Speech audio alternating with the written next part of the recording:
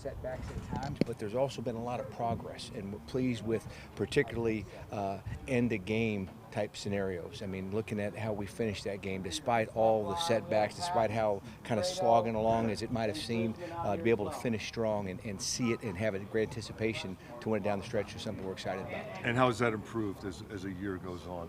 You know, I think there's instances where we're in a position, Kenny, as you know, such a competitive guy. And he's going to be tough, he's going to fight to the end, and he wants the ball in his hands in those pressure situations. And we're seeing him making those good decisions to get the ball out to your first read, the first guy that's open. Sometimes you're really competitive. It's like, I can take this one, but maybe there's a deeper one. And so we want to make sure he's doing the smart thing, getting the ball out of his hands, and there's been some progress in that for sure. Mike, your pocket awareness of Kenny, I know you guys worked on that in May. Yes. May, from the outside, not looking like it's, you know, going as well as maybe possible. What do you do to help him out with that? You know, I think he is such a open-minded and receptive student. I mean, the thing that I can't say enough about Kenny is how hard he works, how receptive he is to coaching, how much he wants to get better. So he'll take a look and see the video, and we'll take a step back and say, hey, here's a situation where, you know, we can climb that pocket. Here's in a situation where you're going to have to escape. Here's a situation you may have to hang in there. And I think you look at George Pickens' touchdown pass versus Cleveland.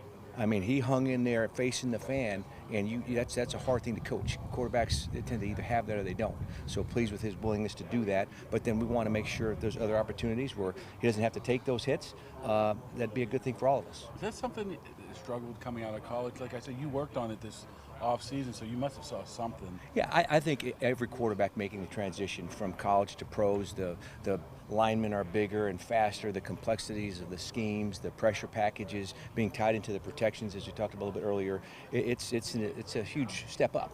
And so there's always going to be a learning curve, and we're pleased with the progress he's making in that with regard to that. What do you see the biggest thing he needs to work on, or maybe not doing as well as you guys thought? You know, he continues to work very, very hard. He's very aware of some of the things that can be better. I think, as touched on a little bit earlier, he's such a competitive guy, and he wants to win, and he wants to have the ball in his hands, so to speak.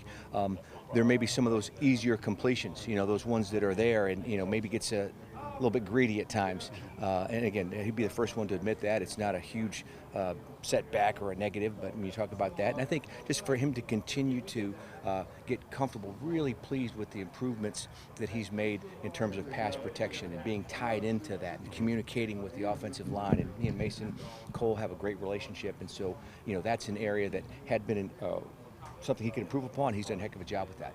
Is there something that's maybe keeping him from having the same poise in the first drive of a game or the first quarter of a game the way that he does in an end of game scenario? I think we have to collectively start fast, and there's always going to be two sides to that story, right? We have to do, all of us, a better job from a coaching standpoint and schematic standpoint, putting guys in position, and then we have to be able to execute, and we can't have one without the other. And we're continuing to work. This is a great opportunity with the bye week to take a step back and see what some of the schemes that are most successful for us, what are some of the matchups that we want to try to create and put those guys in positions, and then what are the things that we can correct. And so it's a time to do that, but certainly the expectation to start fast is one that Kenny has, and it's never a situation where it's, he expects to have that opening drive go down 7-8 plays for a touchdown, and if it doesn't, if there's a setback, he keeps his head up and keeps firing away. Was that touchdown pass against the Ravens an example of him having that communication and being aware of seeing what is out there and making the necessary?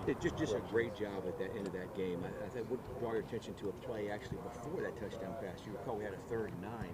I think it was a minus 21-yard line, and he hung in there and was able to get that ball off just in the nick of time before 14 got to him to hit A-Rob on near our sideline. So that was a big conversion. And throughout the game, he did a great job in communication with Mason at times where we needed to make a protection adjustment to pick up the zero blitz. The play you're talking about, there's all 11 defenders for Baltimore within 5 yards of the line of scrimmage. So he did a nice job recognizing that, and he continues to grow with regard to that, having great communication with Mason, and so excited that he was able to do that, and really excited that the ball landed in George's hands and he scored and he had a celebration. And I guess Broderick got down there pretty fast too. I guess someone told me it was a nice celebration, so that's always good.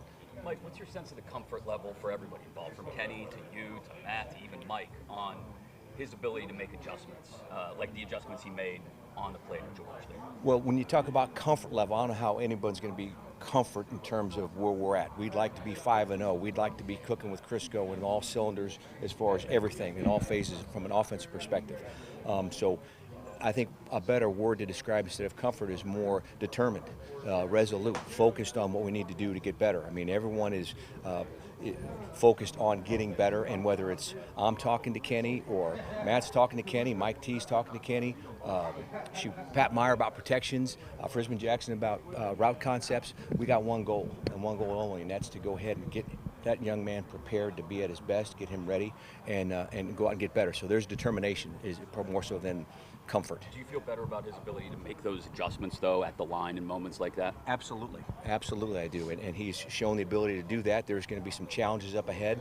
You know, defenses are smart and they work hard, and they might be able to have a look that looks like it's going to be 0, and then they hop out of that, and that's part of the grind, being able to tell and determine what's real and what's fake. And again, working with a guy like Kenny that spends so much time in the film room and asks so many good questions and is so determined to get better, gives us a fighting chance for sure. Mike was pretty adamant after the Houston game about extending plays was a part of the problem against the Texans. So as his position coach, how do you sort of manage that? Because he is mobile, he is Yes. athletic. How do you sort of say, okay, there are times to do it and maybe sometimes That's a not? great point, because he is such a competitive guy, and there's a time and a place where, you know what, we got a lot of football left. You know what I mean? They don't necessarily have to die on every hill. And so that's something we'll continually revisit and talk about, those easy completions that are there. Talk about some times where, quite frankly, we may have to throw the ball away, and just always being smart. You know, we hold the livelihood as a quarterback of everyone in the organization's hands when we touch that ball. And so, you know, in terms of the ball security and so forth. So that's an ongoing discussion, and looking forward to the rest of the season to improving that. And we're out of here. Matt, Kenny said everything would be on the table to examine over the bye week as far as his self goes, but where do you kind of stand right now with respect to that? What do you think would be on the table in consideration for making improvements over the bye week? We're always going to look at the things that we've not done well enough and figure out if it's schematically done, if we're asking players to do things they can, if it's more detail with the players. You know, we're going to, I think everything on the table is what you do at any bye week, good or bad. So no big change there with that. Man, what have you liked from the offense? I like how hard they played on Sunday. I thought they played really hard. I mean, that's a really, you know, you guys know the rivalry and what a good team we just played and what a good defense we played. And those games, I'm not sure how many times those games ever turn out quite, you know, perfect and pretty like everybody might want. I mean, that's what the Ravens games are. So I'm really proud of how they finished there. And, you know, we're not exactly where we want to be, certainly at this point. We're 3-2. Wish we were 5-0 or 4-1, but we're not. But obviously, to win the 2 games we did in our division are big, and we'll just keep working and get ourselves better. We got a lot of guys coming back, which is exciting. Where do you feel you need to improve? Everything, that's everything. We got to get better at staying on the field. First and second down needs to be better, so third down's not as you know, imperative. We've had too many third downs. Obviously, you know, a multitude of different things we got to be better at. Now, last year, your call, like going into the bye, was the agenda to sort of simplify, especially in the run game. And this year, is it about the same thing, or is it actually more about expanding the menu? It's probably a little bit of both. You know, I mean, I think you expand what you think you're doing well and what you can do better. Other things we, you know, worked on in camp that we haven't gotten to for whatever reason, or the things we're doing that we thought we'd be better at than we are. So not just the run game, I know that's your question, but it's everything. We've got to get better at everything. You know, we're not producing enough points, and we know that. Again, I mentioned, you know, we're excited about some of the guys we have coming back. I think that's a positive, you know, getting Tay back and a couple guys up front, and hopefully, and again, nothing's guaranteed yet, but obviously we're just, you know, try to get ourselves back to that point and looking at everything. You know, simplifying in some areas to your point, and obviously, you know, maybe expanding on some other things. What's the ripple effect to George and Calvin and the rest of the receivers of getting a Deontay Johnson back? Obviously, you got to cover Deontay too, right? I mean, I think that you know, George is getting quite a bit of double coverage and some of those things. So I think that's going to, you know, get Deontay back helps those guys. Getting Pat back helps everybody. So obviously, you got 2 big weapons for our offense that we're excited to hopefully have back, and that's a big thing for us. Kenny's touchdown pass to George. Can you kind of take us through that play? You know, all pre-snap stuff that went into it from your standpoint? Yeah, we had broke the huddle, had a play called. Kenny did it multiple times through it in this game. We had a cover zero plan, which we've always had. In that exact instance, the routes were kind of called in the huddle, but the protection had to change. So he came out, he saw it, he made the protection adjustment. George, the three guys stayed on what they had because they were the routes that they need, that worked in that point. You were pressed across the board. So Kenny did a great job, but again, he probably did that 3 or 4 times throughout the game, and everybody did a good job with that. So it worked out. Obviously you get to that point, the weighty situations of a game, they went, they got aggressive and really excited. Kenny saw it, really excited the line, did a great job, and kept the tight end in, did that, and GP won his battle and did a good job, and it was a big play for us. Matt, do you get a sense that Kenny's growing more and more comfortable making adjustments in those moments, and how much more comfortable are you letting him make those adjustments? Yes, he's probably more comfortable because I think that comes with time. He's probably got a full season now if you add up the games, right? But we did that last year. I know he made those adjustments last year into that coverage, and the fluidity of it happening was clean. You guys are talking about the touchdown, but again, it happened multiple times in that game on Sunday, and he did it. And so confident with him and his ability to see it, confident with the other guys adjusting and not missing those adjustments as we work forward. Matt, what were your thoughts on Broderick's first start, and what does he have to do to start to earn some more of those reps at left tackle? I know Dan was out. Yeah, I think Broderick did a great job. Obviously, it's a experience in this league is real, right? You're playing against really good people, and I think he did a great job and accepted the challenge. We have great faith in his ability, really, really high on who he is as a guy and how hard he works, and he'll just keep getting better and better. So as I've said, we've got 3 NFL starting tackles, and we're very fortunate to be able to say that. Most people can't say that. Take us to that final sequence where you guys were trying to kneel it out. Yeah, we obviously had a really, really bad. The decision that was made, Coach, we made was to hand the ball off. Is it worth, they're going to zero out, we're in field goal range. How many more seconds do you really get by taking that risk? So we knelt the first 2. Then obviously we had a really unfortunate communication issue to get the penalty. That should have gone down. I think the clock was stopped at 56, right? So should have taken it down to 16 and then kicked the field goal. They probably would have had 10 seconds, and that would have been a much cleaner end to the game. And obviously we can't have those kind of issues and communication gaps on the third down play. That's what happened. Matt, you came out of the bye week last year with it seems like a pretty firm identity, and you knew what you guys wanted to do. What did you learn from that you could bring into this bye week? Probably, again, back to the previous questions. We got to look at what we're doing well and what we think we can get better at. And is this play can we run this? Why is it not working? Was it who we played? Was it what we did? And simplifying in some areas, adding on in some other areas. I think it's all those things together, but I feel really good about where we are, our players are. I think our players are certainly frustrated and disappointed with our production, but I don't think there's a lack of belief in them with each other or where they think they can go, and understand they've got to be better. And we're sitting where we're sitting. We'd like to be better, but there's a lot of football left, and I think there's a good vibe from the guys about getting to go out and play the rest of the season and certainly do what they expected to do coming into the season. That stretch you had after the bye, the bye was a much more easy line of demarcation last year. It was right in the middle of the season. You guys, stark contrast after, 7-2 to wrap up. But it felt like that offensive line, especially last year, started to gel like week 4, week 5, and then carried it through the bye. Where's the O-line overall right now? I think we had a couple injuries that changed that continuity. We were very fortunate last year not to have anybody get hurt, right, up front. So that continuity came.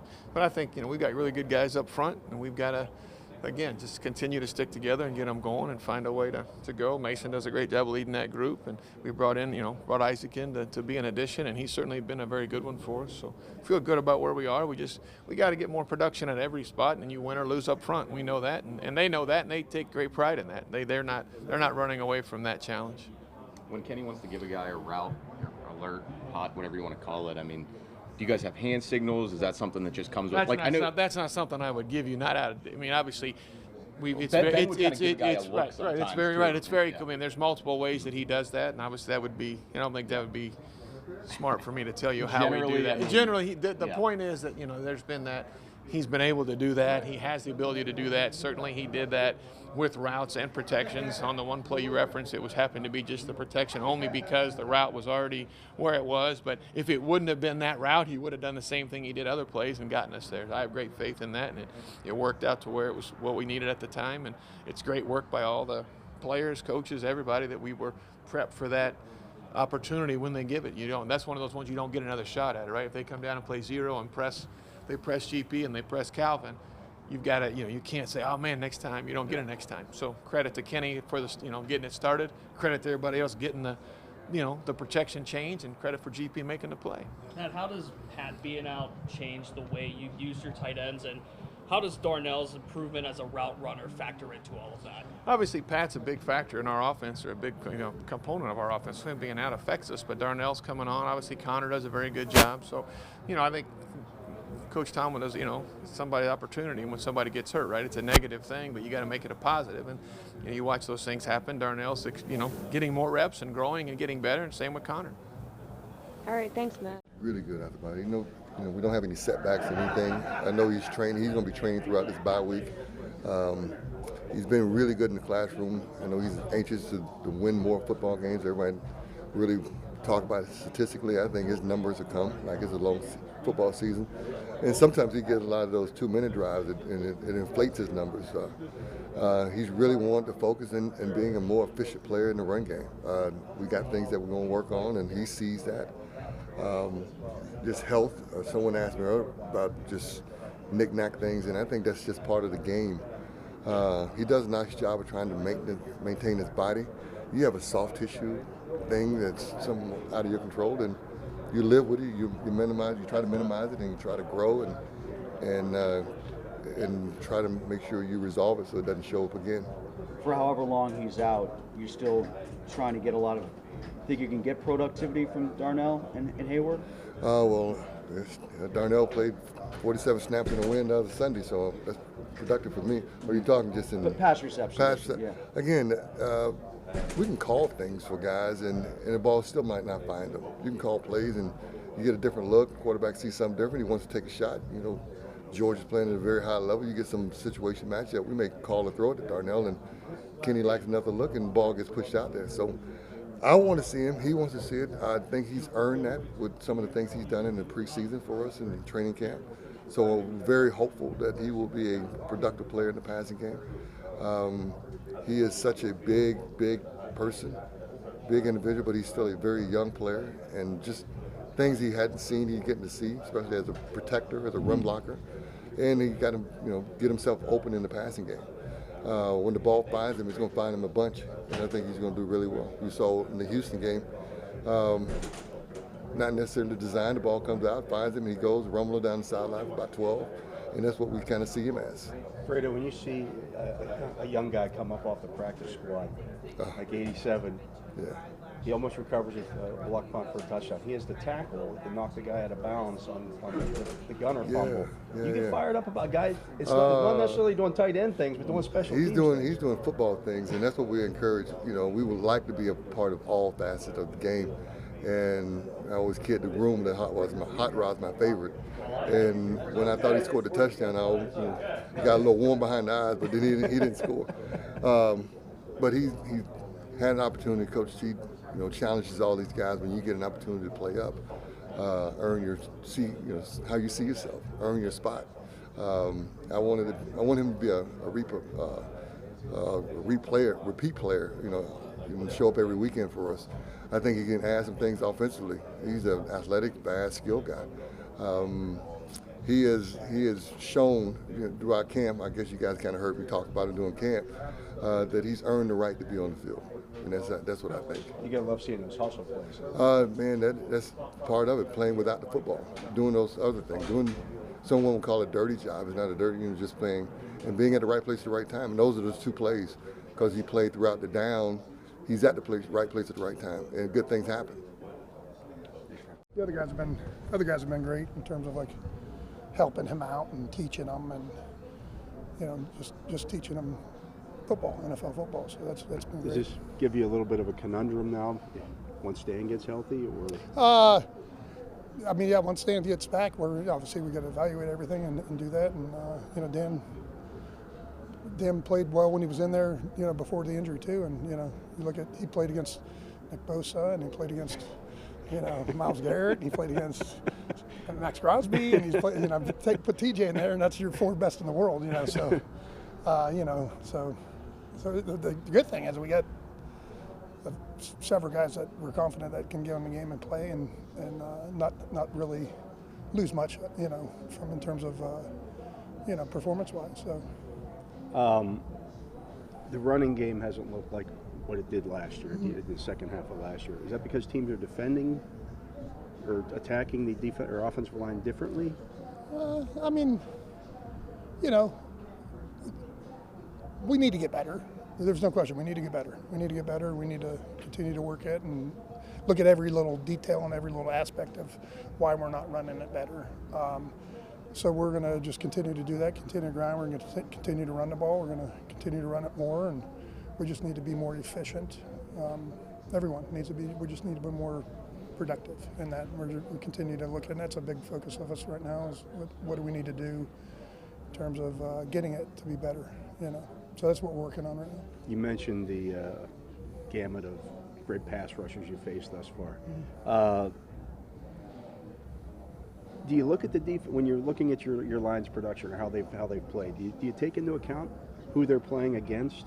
Does that matter, or do you just expect them to go out there and be dominant? Oh, we always expect them to go out and play their best, and you know, obviously you play guys like that, you're going to scheme certain things, whether it be protection or runs, and scheming around those kind of players. I mean, you know, you'd be foolish not to.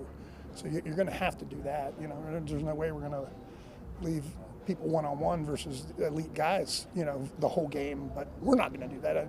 Other teams want to do that, great for them, but we're not going to do that. So, but you always expect them to go out and play their best. Not to say that you're going to dominate a certain guy in that. Just play the best of their ability, and you know, play hard, play tough, and finish, and play with technique, and go out there and compete every day. And you know, from you know what they've done in terms of that, I've been pleased with them in terms of that. We just got to be more, you know, as a whole group, we got to be more technically sound and more efficient in things we do, and we can put them in better situations too as coaches. But at the beginning of the season, you said you wanted to see George catch a pass, take it 60. Have you seen everything you want to see in that aspect so far? I mean, he's had some opportunities to do that, and he's taken advantage of that. Obviously, there's still a lot of meat on that bone. We got a long way to go. It's the 5th game. So we expect him, I expect him, our offense expects him to continue that trend of the way he's been moving. He's moving in the upward trend, and he's kind of taking some of the challenges that I've put out in front of him, that we put out in front of him as an organization about being able to, you know, get more yards after the catch with his skill set, and so far he's been able to do that. Have you seen him be able to take advantage and kind of grow with Deontay out these past couple of weeks? I think it's helped him. You know, in a sense of he understands that teams know he's the main target, that he's going to get the ball, and so he's had to fight through and see coverages and understand how teams are going to play him, and still have to go out there and make the play. I mean, the great receivers in this league, historically and that's playing right now, I mean, everybody in the building knows that person is going to get the ball. Can you still go make the play? And he's been tested with that, and he's made some plays, and obviously having 18 back will help him and us out tremendously. Are you curious to see how teams are going to defend that now? Since George has put what he's put on tape? Yeah, I mean, man, we got 2 legit wideouts. And so, you know, they want to double team George. We got a legit wideout on the other side that's got a history in this league that can go make plays and win one-on-ones. Deontay, one of the best route runners in the National Football League. So having him on that other side over there and having 2 legit wideouts, if they want to double Deontay, George can win. I mean, we got some answers if teams want to do things. So I'm excited to have Deontay back, to have my room at full strength, and I'm ready to go with it. I'm chomping at the bit to get to Monday. I think Deontay is too. Yeah, absolutely, as he should be, as we are. Yeah, no problem. You seem to be running through stuff with more regularity. Yeah. Not trying to imply anything on the effort, but he was more effective at being that hammer, right? He was more effective. And you know, maybe that's a mindset thing, that's some adjustment things at halftime and that. But he definitely gave us a spark in that third quarter. What you're looking for from both of those guys is like which ones. Man, it could be a different guy either game. You just don't know. I don't think anybody would argue with the fact that we need them both to win, and it's just as simple as that. Like, they're both effective. They both have explosive plays for us, and so yeah, I would expect them to continue on that trajectory for the season. Can you have a better 1-2 punch in a guy like Najee, who's big and so strong, and that guy like Jalen, who's so. I love my room. Yeah. I do. You know what I mean? They're a joy to coach. They do what you ask them to do. They're humble. There's no back and forth of, jealousy or anything like that. Obviously, their talent is what it is, but like I said, I love my room. I love how they go about their business. So asking me that question in the context that I sit right now, I would say no, because I love how they go about their business, and it's been fun coaching them. When Ant comes back, what kind of growth have you seen from him over the summer, and do you think he could jump back out and move and try and get things rolling? Yeah, I think in the preseason and camp we saw some things from Ant that makes him different than those other two, and I think you could see that growth just from when he first got here. And so I'm excited about Ant. I still think he has that skill set that's a little different than the others, and there's a place for that. And we just got to get him healthy and see how he fits when he gets back. Thanks. All right, thanks.